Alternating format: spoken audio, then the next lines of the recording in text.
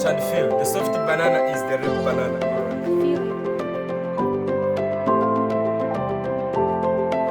The bananas balances with the banana leaves. 50-50. And then the juice will come out.